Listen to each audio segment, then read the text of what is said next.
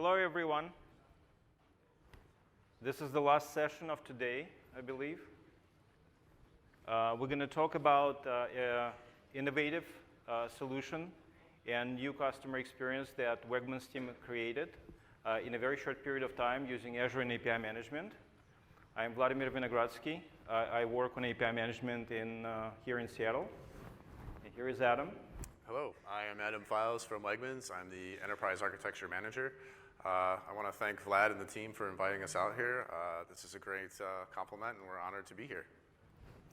Okay, so let's go ahead and get started. Quick agenda. What we're going to do first is give you a little business context. Then we're going to jump into a demonstration, a little overview of Azure API management. Vlad's going to handle that. Then we're going to do a deep dive into our overall solution, the underlying architecture, and then into some new exciting feature announcements, and then lastly some Q&A. All right. So who is Wegmans? We are a grocery retailer on the Eastern Seaboard. When people describe us, they describe us as the Disneyland of food. When you come into one of our stores, it's a very exciting place. There's music pumping. There's people demonstrating cooking techniques like pan searing, making sushi, making pizza. It's a great place to be. If I could, just by a show of hands, how many people have actually been to one of our stores? Anybody? Wow. Wow, that's impressive. That's impressive. Thank you. That's awesome. So our mission is helping you live healthier, better lives through food. And the way we do that is through our employees. As you can see, we're one of 8 companies who have been on the best top 100 companies to work for all 22 years that the list has existed. And if we take care of our employees, they take care of our customers. And as you can see, our customers clearly like what we're doing. This year, we ended up being #1 for corporate reputation. This is really important to us because we are a regional operator, and a lot of the companies on this list are national companies. So this is really important to us. Okay, so let's talk about digitally, what are we doing right now? So as it stands today, we have a website and some mobile applications that inspire you, may help you with your shopping trip. Our mobile apps can do things like help you create a list, show you where products are inside of the store. It does great things for us in your trip into Wegmans. So let's talk about some market trends. One of the things that we're seeing as we track our customers and see things in the industry is customers now are eating out more than they're eating in at home. So in addressing that, we started to take a look at, well, how can Wegmans answer that? Looking inside of our stores, and a lot of you have been there, which is fantastic, we have a market cafe area, which is what we believe a grouping of several departments, all with restaurant quality foods. So in essence, in one place, you have at least half a dozen restaurants all in one spot. So with customers eating out more, we wanted to give them a new experience, something new that they could do and take advantage of these resources that we already have. So we created a solution called Wegmans To Go. So what this is you can order all of these foods online from your mobile device. So it could be pizza, it could be sushi. And what we're really trying to address here is, imagine that you're sitting around with your friends or your family, you're watching a football game, and you want to do some takeout. Now, you're going to have this discussion, and everybody does it. Well, what do you feel like having? Or what do you feel like having? And you know, what we want to do for our customers is have no compromises, have everybody get what they want. And this solution addresses that perfectly because, in essence, you have a marketplace of restaurants. You can choose whatever it is that you want. Your kids can have sushi. You can have pizza. Well, it's probably the other way around. Kids generally probably don't like sushi, but so the beauty of this is you know, in order to do this anywhere else, you'd have to drive around to 4 or 5 different restaurants, and we have that all under one roof, which is fantastic. As you can see, we did this on a pretty short timeline. So how do we meet the timeline? So what really helped us is leveraging the Azure platform and all of its platform as a service offerings. By stitching these together, it was really an accelerator for us. The other thing we took a look at is, in order to accept orders and prepare orders, we needed to have two different experiences, and where those experiences met was in the middle with APIs. And part of, if you've done a lot of development with APIs, there's a lot of things that you have to manage, and API management has been a great tool for us to help us manage our APIs underneath the hood. And then lastly, of course, like every situation these days, it's all part of a DevOps pipeline. So just an overview of some of the solution criteria. What did we need to achieve? You'll see a few non-functional things up here that are requirements for lots of people. High performance, high availability, handling spikes in traffic. All of our traffic comes during meal times. That's important to us. But the biggest thing on this project is, again, we were looking to be very productive with multiple teams.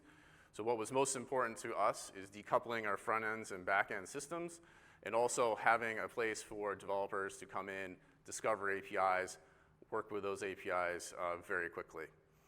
So with that, Vlad's going to show you how API management handles some of those situations. Thanks, Adam.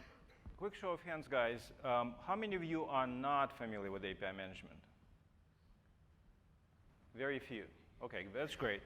So in the next few minutes, I'm going to run you through a very quick overview to get you sort of a basic understanding of what API management is, what it looks like, and just first impression, essentially, a little demo of it. And for those who are familiar with API management, it will be a refresher. And the demos will be actually different this time from what I usually do, so it might be interesting for everyone as well. So API management, as shown on this slide, essentially, conceptually, is an Azure service, fully managed, that API providers use to expose their back-end APIs to app developers. Those APIs can be hosted in the cloud, on Azure, or on premises. And logically, it consists of three things. It consists of a sort of management plane, which essentially think of it as a configuration of the APIs wrapped into an API, developer portal, and gateway. API providers manage the APIs using this management plane, interacting with it either through API directly, or using PowerShell, or using Azure Resource templates, or oftentimes using Azure Portal. Developers interact with the product through developer portal. That's where they can discover the APIs and understand how to use them, play with them, and request access to those APIs. And of course, Gateway sits in between the apps and the back-end APIs, and serves as a front end and facade for those APIs. Being a facade allows you to essentially decouple your app developers and API consumers from the back-end architecture, which gives you flexibility of evolving it over time. And front-end idea is that all the traffic to your APIs flows through API management gateway. And therefore, it's a central place where you can enforce security policies, all the cross-cutting concerns. What do you capture in terms of metrics? What do you capture in terms of audit logs? What do you capture in terms of other data? Transformation of request responses, security, et cetera. And of course, API management is very well integrated with the rest of Azure services. We have very good support for Azure Monitor and for App Insights for observability. We have support for, we work very well with App Gateway and virtual networks for adding this extra security using networking. We are integrated with Azure Active Directory for developers sign in. And of course, with Event Hubs for extracting data from API Management Gateway for custom reporting and other needs. And of course, we support all the environments where APIs are run on Azure, including App Service, Functions, Logic Apps, et cetera. So with that, I'm going to give you a brief demo, really very quick. So let me switch to, I think it's 8. Here we go. So for this demonstration, I created a new instance of API management. It basically is called API build demo. So it's empty. There is nothing in it. And before I actually start doing something, I'm going to show you developer portal. So obviously, this is the place where API providers interact with the API management. And this is where developers will come to sort of discover and use APIs. And as you can see here in the API section, there is also nothing at the moment. And this is actually a stock look and feel of the API management portal.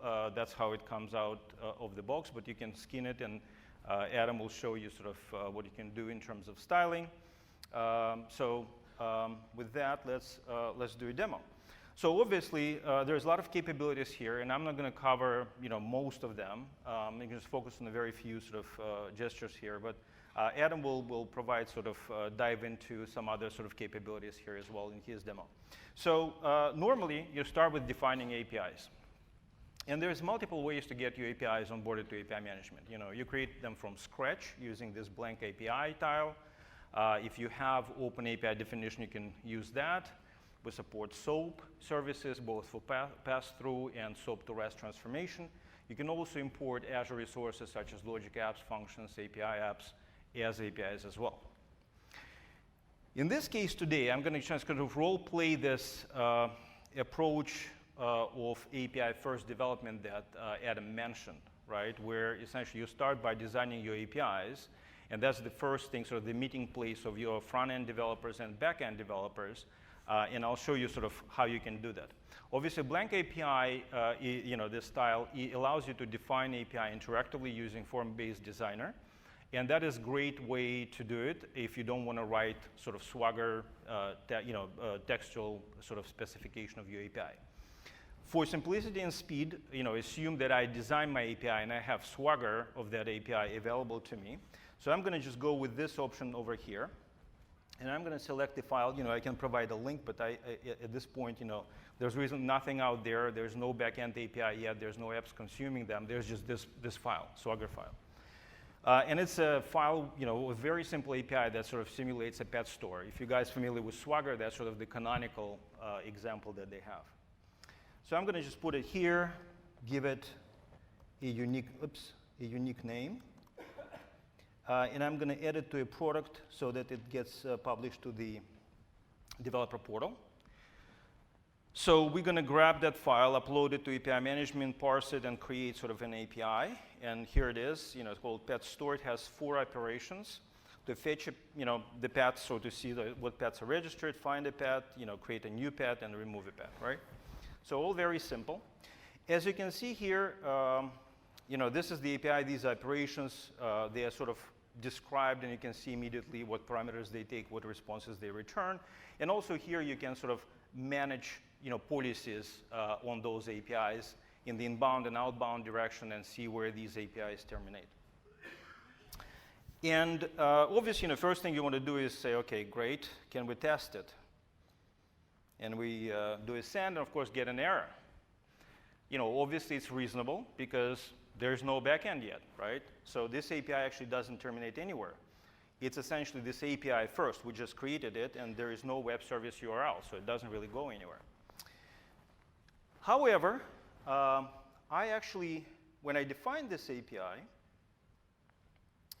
I provided some examples of requests and responses like this, right? So I have some information there available to me that I can actually use to mock this API, to create sort of an example API with some sample responses that is actually functional and actually works. So to do that, it's very simple. So what I need to do is I need to go in at the policy, and we have about 42 policies, I think, last count. Most of them are available sort of behind this beautiful UI, but here we sort of have the most frequently used ones. So I'm going to use this policy to mock response, and I'm going to just choose the response defined in the Swagger file or OpenAPI file. As you can see, it shows that mocking is enabled for this operation. And I can also do it for the second one as well. Similar gesture, a little different response, pets versus pet, but a similar idea. So those two operations are now mocked. So now if we call this, right, we can go and test it. Completely different result. It actually works, right, and returns some data. That data obviously is static and provided by me in the, when I define this API. But nevertheless, you see that there's two paths, and then I can go and actually do find path, and here it requires sort of the ID. And I can get basically my path back. Of course, if I provide a different parameter, that doesn't change the result because, again, it's mocked, right? It's not really there, right? But then, nevertheless, it's functional. So at this point, right, my app developers can start actually using it and providing feedback on the quality of API, on its design, and start building the application. In the meantime, backend team can go and start fleshing out this API and assume that they went and did it. And at this point, they have a backend running for some of these operations that I defined. So to simulate that, I'm going to use HTTP Bin API here. If you guys are not familiar with them, I highly recommend checking it out. It basically allows you to test APIs, and it has all sorts of operations, HTTP operations. And I'm going to use this GET operation, which returns a bunch of information about the incoming request.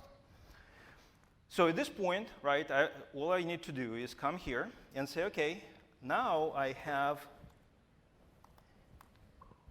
actually a backend URL now, right?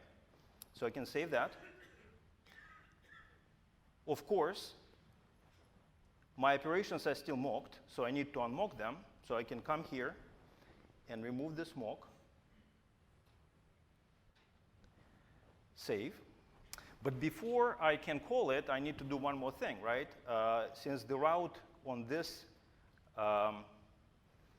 operation is pets, right? I need to actually map it to my backend route, which is get. And at this point, I can actually try calling it. And hopefully, if I did everything correctly, you're going to see a response coming from the live API, not the mocked one. And you can go at this point, and as your backend evolves and grows, you can start unmocking these operations one by one and rolling it into production. Obviously, you will use revisions to do that. It's a safer way to do it, and you can sort of create a revision, make the change, test the change, and then sort of make it available to your consumers seamlessly, or create different version of API, right? So you'll use all these sort of capabilities to do it in real life, but the idea is still the same. Now, sort of this is kind of shows you that having this facade is really handy for decoupling. Now let's talk about front end. Some of the most common things that you want to do is rate limit your API, right? And that's sort of a good demonstration of that. And of course, we have a policy for that, and you can essentially take rate limit, and we're going to just say limit to 3 calls for every 15 seconds. We can add that guy over here. And now, I shouldn't be able to make more than 3 calls to this API in a 15-second period, right? And so, propagation of policies takes a little time, so that's why we made 5 calls, not 3. But it's from now on, policy is there, et cetera, and it will be just 3. So the idea here is that this is a great place of leverage where you can assign all these sort of cross-cutting, address these cross-cutting concerns of security and protection, and configure them all in one place. And you can configure these things for all APIs, for a single API, or for individual operations like I did in this case. Before I conclude, though, let me go to the developer portal. And you notice that I really didn't do anything with the developer portal at all. I was just sort of managing my APIs and API management. But because this API was published through the product, it already is available for external consumers. So my developers can actually discover that information about my API here and also use it here, right, in a similar way. And it behaves exactly the same as it would. And now it obviously works also as protected API, et cetera. So that just shows you how API management can easily and quickly, in a few minutes, serve as a facade, front door, and allow sort of frictionless consumption of your APIs by developers. Can we switch to slides? So that was obviously just scratching the surface of API management capabilities. And now I want to just turn back to this desirable qualities of the solution that Adam mentioned before, and tell you a little bit more about the features of API management, how they map to these qualities. So decoupling front end, back end, I think we covered pretty well. And in that case, we're essentially using mocking and versioning and revisions, right? These are great sort of capabilities to be able to decouple your teams and let them work independently without disrupting each other. Discovering and onboarding is covered by Developer Portal, which is automatically populated, can be stylized and branded, reflecting the identity of your organization. And in addition to that, things we didn't talk about is products and groups that you as a provider will use to expose your APIs to specific groups of developers, and also be able to approve or decline requests for subscriptions to those APIs, basically providing them keys. We have great support for securing your APIs. We support pretty much any authentication mechanism currently used, such as keys, OAuth, OpenID Connect, IP restriction, client certificates. We support virtual networking for extra sort of layer of network security protection. And of course, you saw rate limits and quotas. For the spiky workloads, we have capacity metric that indicates how much capacity, unused capacity remains in your instance, and you can use that to either manually or automatically scale your capacity as load increases and decreases. For high performance, we provide API Inspector, which allows you to debug your policies as well as to understand the contribution to latency that each policy makes, and then tune that performance. Great way to reduce load on your backend as well as cut down on the perceived latency of your APIs is response caching. And each API management instance comes with pre-configured on gateway, essentially integrated with gateways cache for responses, as well as ability for you to bring your own Redis compatible cache if you wish. And then lastly, for availability, we provide lots of metrics that you can sort of monitor to understand the health and performance of your APIs. We provide unique capability of deploying API management across multiple regions while managing it still like a single instance, and that allows you to sustain even region-wide failures. And then, of course, backup and restore allows you to sort of capture your configuration and provide continuity of operations. With that, I'm going to hand it back to Adam, who can take you on a deep dive of the solution itself. Thank you. Okay. So let's first talk about our overall solution approach. As Vlad mentioned, certainly it's very important to decouple your front end from your back end development. But in our case, we actually had that situation twice. So we had two separate teams, both doing front end and back end development, also sharing APIs in the middle. So the approach that we took was to design from the middle out. Because we didn't really necessarily know exactly what we were going to build for our employee experience or what we were going to build for our customer experience, it made sense for us to start in the middle and define all the contracts and all the APIs by which those two things would communicate. So what Vlad showed you in his demo is very much the path that we took. We would start out by mocking those APIs and API management, have the teams get together, talk through it, understand the schemas, the routes, how the APIs would work. And then once we figured that out, what we would do is put that into our DevOps pipeline and make it a more rigorous process.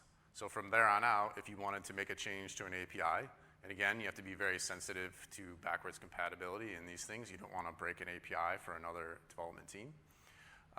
The process there was very much like you would do any form of code. We treated that API configuration as code, used a Git repository, did code reviews through pull requests, and checked in that code as we went on. So for us, this was a really good approach. Again, in an agile methodology, we weren't sure exactly what we were going to build, so we started from the middle with the most concrete thing that we knew at that time.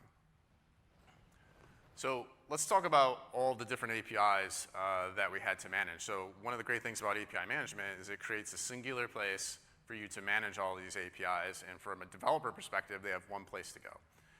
So for us, we had a couple of different security APIs we wanted to manage and or integrate with. Through our application, you can make an order as a guest, or you can make an order using your Wegmans.com account. The advantage of doing it with your account is we would save some preferences for you. For example, the store that you last ordered at, your order history, et cetera. Then we had a whole suite of our own internal APIs that we built for the application. This has to do with the menu, what is it that you can order, the different cuisines, the cart, the order itself, different locations, et cetera. And then lastly, we pulled together some third-party APIs. A few of these we were using for a variety of reasons. One of them was DoorDash, so they are a delivery provider. Another one, for example, is Google Maps. So when you go to place an order with us, the first thing we're going to try to do is help you find the store that's closest to you. So again, we brought this all under API management, which again enables development teams to come to one place and enjoy this rich API ecosystem without having to kind of hut and peck for different APIs. Okay. Next, we're gonna split this into two halves like we saw in the previous slides. First, we're gonna talk about order creation. So what happens from a customer's perspective? So we're gonna start with our hungry customer, like I said, who is at home or on the go. The first thing we're going to do is try to find the store that's closest to you. This is good for you, the customer, and for us. We wanna make sure that your food, especially if it's hot or cold, gets to you as quickly as possible. So we're gonna find the store that's closest to you. Once you place your order, we're gonna take that order, persist it, work through your payment, and also we're gonna hand that off to the store as soon as we can so they can start to have an understanding of what they need to do to prepare to make those orders. The last thing we're going to do is we're going to let you know as a customer that we've received your order. That's a nice thing to know.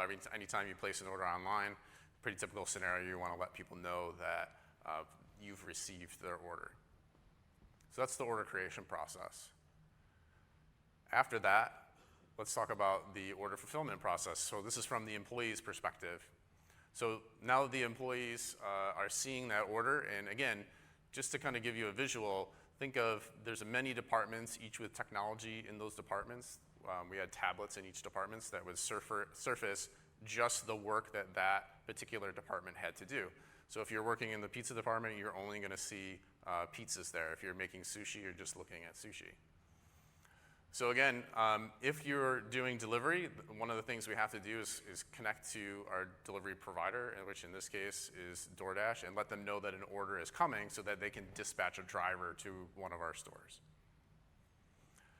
The other thing that we're doing is as the order is being fulfilled, as your pizza's being made, your sushi's being made, we're checking these things off and enabling an experience where we can let you, the customer, know when your food is going to be done. Okay, so that's the overall logical architecture. And what we're gonna step into next is a little more technical detail, again, beginning with the customer side. So as you can see here, we start at the top. A customer places an order. That order is going, again, through API management. From there, we're using app services underneath the hood for our APIs. We take that order, we persist it into a Cosmos database. The next thing we do from there, again, our solution is event and API based. We fire an event that an order was in fact created.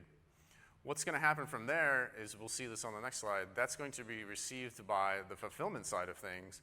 And the fulfillment side is going to call back, again, through API management to actually retrieve the contents of that order. So the contents of that event in and of itself are just a few keys. It's a very slim event. The next thing that can happen, or what we'll do, is from there, again, the notification process is built off of those same events. So fulfillment is going to be firing events.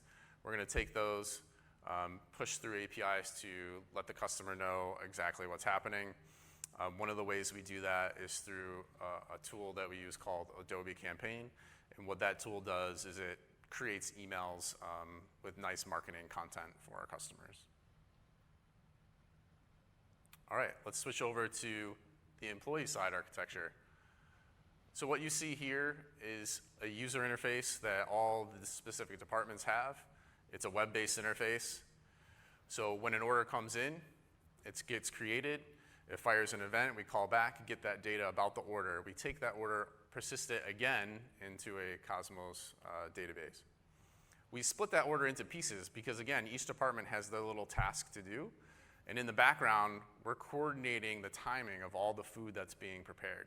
So we know exactly how long it takes to make a pizza, how long it takes to make a sushi roll, and we're coordinating all of that in the background. What you'll also see on there is a SQL Server database. The reason that exists is we have an administrative interface for the employees. So what this handles are things like configuring a store. Not every store has all the same restaurants inside of it, and they also have different capacities. So now that we have our work orders, employees are tapping on the screen. Their tasks are being pushed to them through Signal R as a service, so it's a web application on a tablet. So they're seeing those tasks in real time. So as they're split up from, you could have several different orders, they're coming in, populating the screen. They see the screen, go make the food, and they can check those off as they're completing the food items.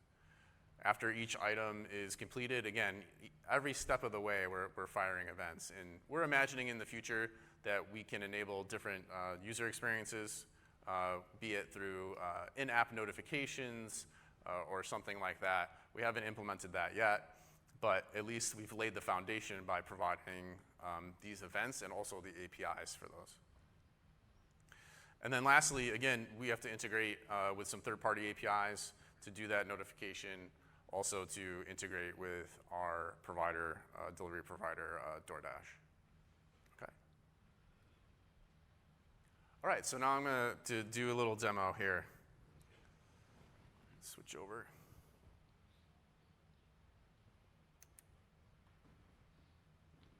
Okay.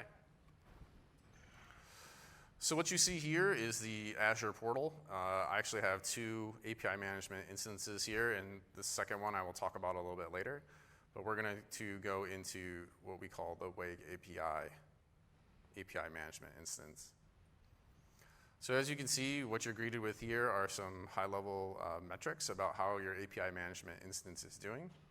And one of the things I wanted to show you all really quickly is to prove that our traffic is very spiky in nature. I'm going to jump into analytics. I'm going to look at the last week's worth of data. And I'm also going to filter that by product. So we organized our APIs by the different products that we have.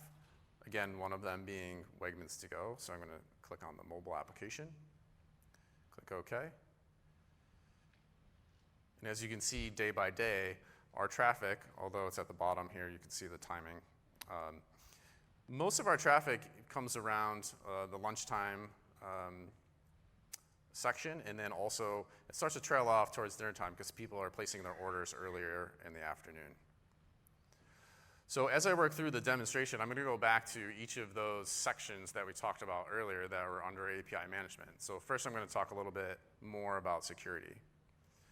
So one of the things, because this portal is internal to us and not yet public, we've integrated with Azure Active Directory as a way to secure our portal. So when a developer comes to the portal, because we're already using Active Directory, they don't need to provide credentials. It's single sign-on. It's really great. And there's a variety of different mechanisms that you can use here. As you can see, there's social sign-in opportunities, and you can also use a username and password.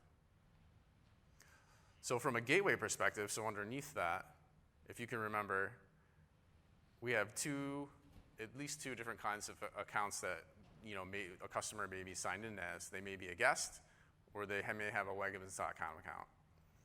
So if you sign in with your Wegmans.com account, we need to make API management understand where that OAuth server is.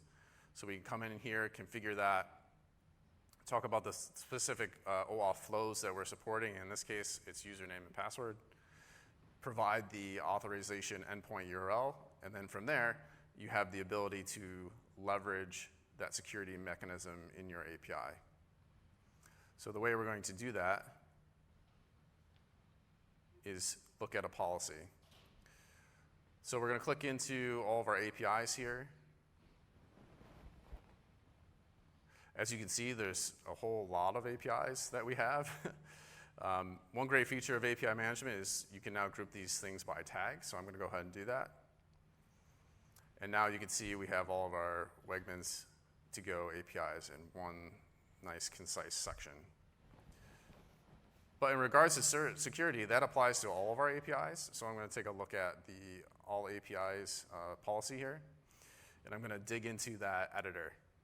So Vlad showed you how you can do that kind of very visually, but as you can see, if you have a complex policy, that may be difficult to do. So there's a nice editor here that you can go in and work on your policies. So I'm going to focus on the inbound side of things, and I'm going to collapse a few things here to get to the part I want to demonstrate. So what we have here is for every request that's coming inbound, we have a nice case statement here that we can use. And inside of here, you can do some pretty complex expressions. So in this case, what we're doing here is we're inspecting the authorization header. And inside of that header, we're actually pulling out the token that was issued with it. And the reason we're doing this is, again, when you sign into our app, you may sign in, you may not. You could be a guest, you could be a Wegmans actual user.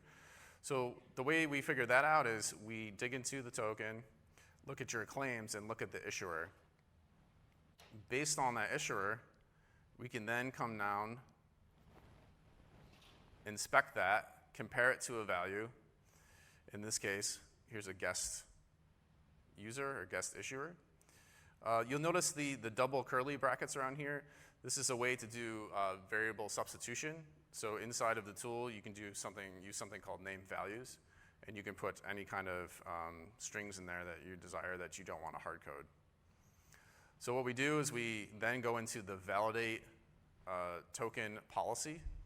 Simple out-of-the-box policy you can drag right in there. And what we do is based on where you came from, we will send you to the appropriate OpenID URL endpoint. In the case of guests, it's a little bit different. We're actually signing that request on your behalf because you didn't really provide us with credentials. But we want to make sure that you're coming from our application and not some other application. So we need to sign that.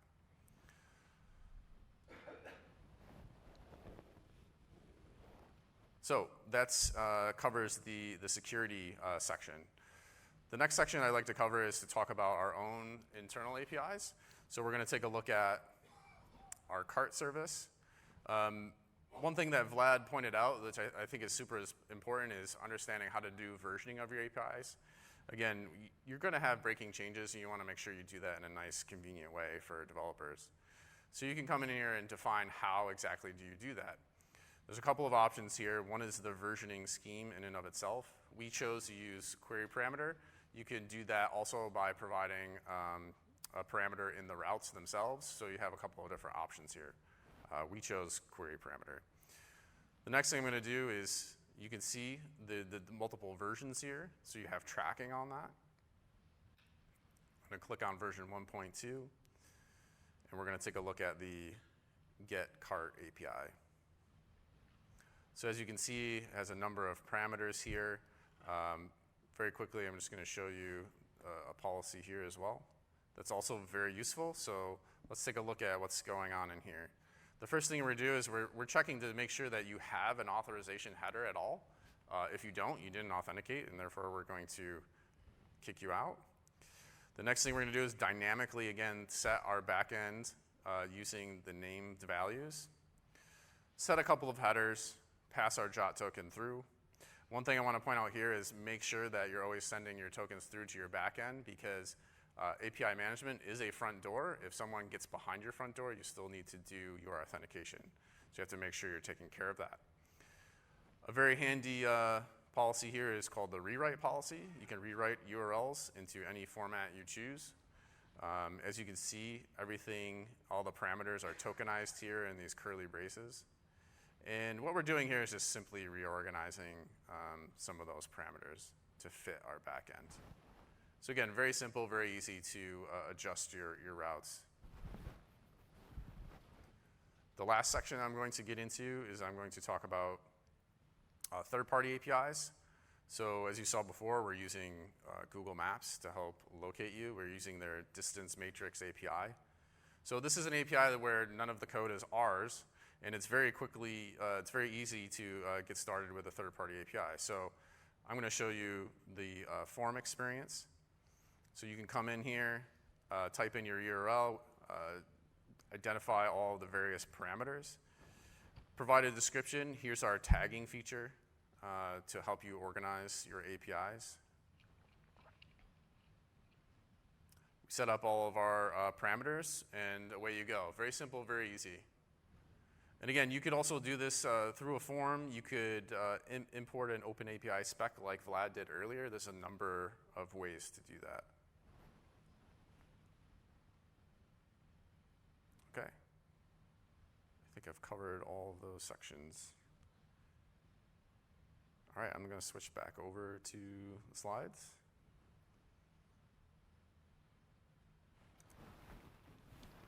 Okay.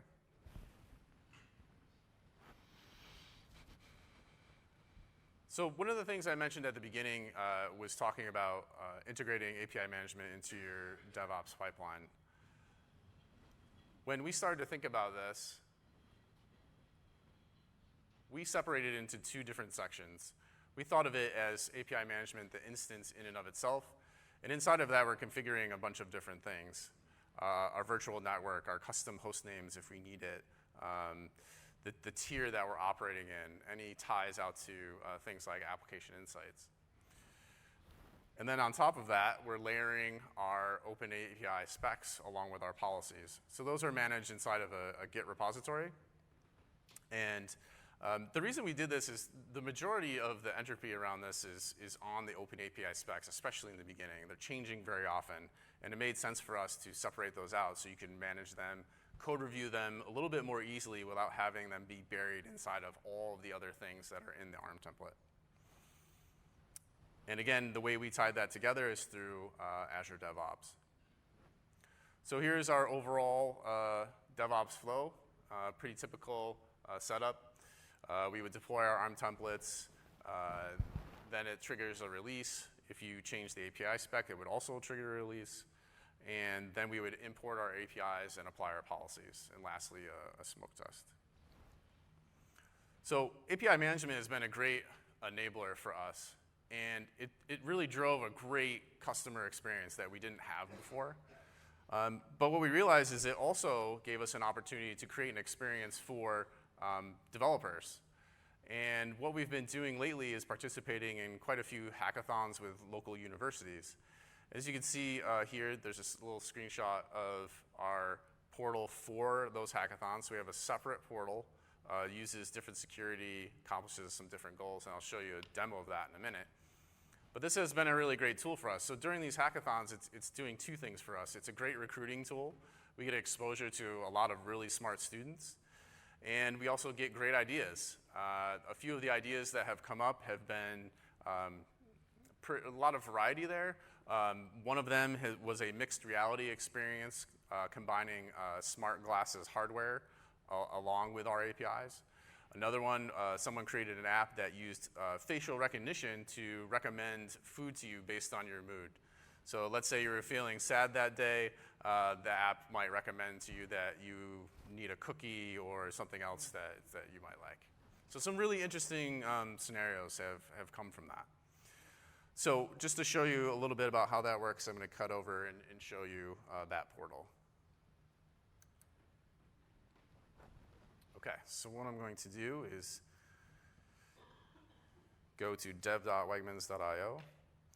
Here's our portal. As you can see, you can customize the portal, keep your developers engaged. We've got some nice images here. One of the things that we discovered in doing these hackathons is it's very important to be very explicit about what developers need to do because there's a range of experience. We encountered folks at hackathons that had no coding experience whatsoever. So we found a tremendous value in the portal and being able to document exactly what you need to do to get started.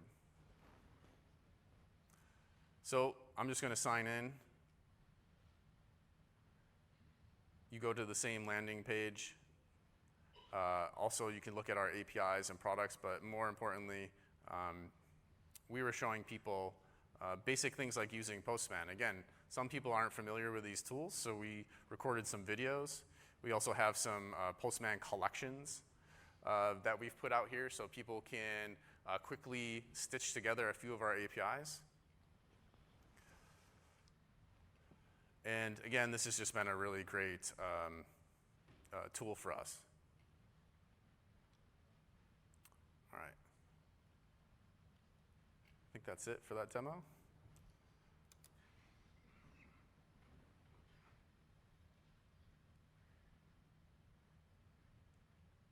Okay. So what I'd like to do here for the next couple of minutes is just give a little summary of where we've been and where we're going. So where we started out, again, all the way back to the beginning, is with our web app and our mobile apps for grocery tooling, all using the same API management instance, and we're now building upon that. We've enabled a completely new experience for our customers based on our amazing restaurant foods, and it's the only place where you can get all of those foods all in one spot. We're participating in hackathons, and like I said before, it's been a great recruiting tool for us. For example, we do a co-op program with Rochester Institute of Technology. We saw the number of applications skyrocket after participating in some of these hackathons. And it's also, again, a great idea generation scenario for us. So where we'd like to go next is certainly do more of that. It's been a great experience for us. The other thing we would like to do is to start to work on partnerships. So what this can mean is, for example, maybe we work with a recipe site, and by tying into our APIs, you might be able to take the recipes, turn those into ingredients, put those in your shopping list, and then execute that at one of our stores. We think that's a great value proposition for folks, making things super convenient for our customers and another way to onboard them into Wegmans. So with that, I'm going to hand it back to Vlad to talk about a few announcements. Thank you. So I'm going to just share a few exciting announcements about things that we are sort of working on right now and what to expect in the next 6 to 9 months for API management. So one of the probably biggest interesting things that we've done in the past 12 months was introduction of the consumption tier of API management. Think of it essentially as a serverless API gateway, right? It has all the properties associated with serverless computing. Micro billing, scale out and scale down to 0, high availability, all these wonderful sort of properties that make it really good for fully serverless solutions.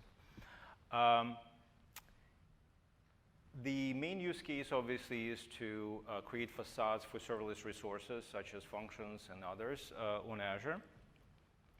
The consumption tier was in preview since December, so quite a while. It's used by thousands of customers already, in pre-production capacity. And we are very excited to announce that it should GA by the end of this month. Next up is new developer portal. I'm not sure if you're aware, but for the last 6 months, we've been very busy working on the new generation portal that completely reimagines sort of architecturally and visually what the portal should look like. It is implemented based on sort of very modern technology stack, which is referred to as Jamstack. It's JavaScript APIs and markup, where essentially the idea is that it's client-side rendering, calling APIs, and on the back end, the only thing you host essentially is APIs and static files that can be pre-generated with the tool. So it's a very light footprint, blazing performance, and a very consistent customization experience. It also allows for fully automated deployments, will be provided as an open source project, will be obviously provided as part of API management, as current portal is sort of in fully managed variant. But also with this portal, you'll be able, if you have sort of unusual extensions that you want to make that are, take sort of add functionality to the portal, you can essentially take our portal as a starting point add your customizations to it and rehost it. And since it's using this sort of lightweight stack, hosting can be done on a storage account, right? So it's really, really easily can be rehosted and very inexpensively.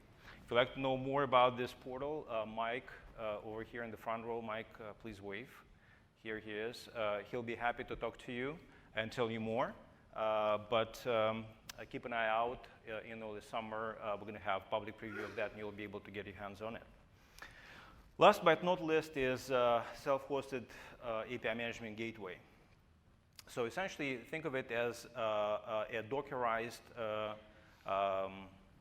containerized API management gateway we currently use in the cloud, available for you to host in your own private environment. So obviously, it will run anywhere the Docker can be hosted. It will be federated with API management. Essentially, it will have to be connected to an API management instance in the cloud, so it can pull down configuration and push back telemetry. It will require outgoing connection to Azure, but that's all it will require, and it will be essentially a single container implementation.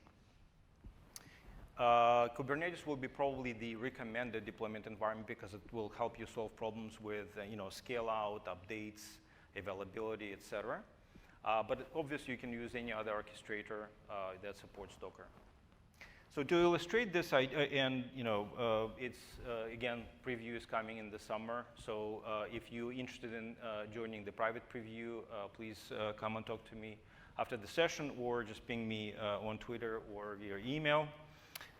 And just to illustrate how that works, so this is sort of current configuration. Imagine, obviously, we can reach down to on-prem using virtual networks, and if APIs are hosted on Azure, we very efficiently and securely can service those APIs. However, the truth is that pretty much every enterprise customer out there has on-premises APIs, as well as 80% using multiple clouds. And then when you start essentially, and when you want to expose APIs from all these different locations, you have two choices. Number one is obviously, and which is mostly what people use, they have different solutions for API management in the cloud, in other public clouds, and Azure, and on premises. However, everybody wants one solution to manage all APIs regardless of their location. When they try to do it with current architecture, basically you have double hops, you have additional latencies because of that. You have potentially double egress charges. And if you also have consumers within other clouds or on-prem calling those APIs, they have to go through API management in the cloud, in Azure Cloud, and therefore it's even more inefficient. With this new solution, the situation will drastically change. You will essentially deploy runtime in all these environments that you have your APIs in. These runtimes will be federated into this API management instance. You'll provide basically a very simple configuration parameters to that Docker container, including what is the name of this API management instance, the cloud to connect to, and some credentials. And after that, essentially, you'll be able to service all the calls directly from those environments very efficiently, performance-wise, and efficiently from the pricing perspective. And then if there are consumers within those environments calling into those APIs, all these calls will stay within these sort of private environments and other clouds and on premises. So this will greatly improve the efficiency of managing APIs across cloud, on-prem, and Azure. Which we think is a great bonus. So this is coming. If you guys are interested, reach out. And with that, I think we're almost done. If you want to hear more about APIs and how they are used, and more importantly about how to take sort of a hammer to your monolith and sort of break it into a bunch of little microservices, there's a great session tomorrow as well. These guys also use API management, so there will be a little bit of that, but they will focus on different aspects of architecture. So it could be something that might be interesting to you. And then here are some of the, obviously I don't expect you to remember those, but you can certainly take a picture or get the slides after that. So these are some resources where you can essentially get documentation and more information on API management, reach out to the product team, stay abreast with the updates, and follow the roadmap of API management. And lastly, we would like to remind you to submit your positive evaluations right here They are very important to us, and we would very appreciate them. And with that, thank you very much for bearing with us, and have a great evening.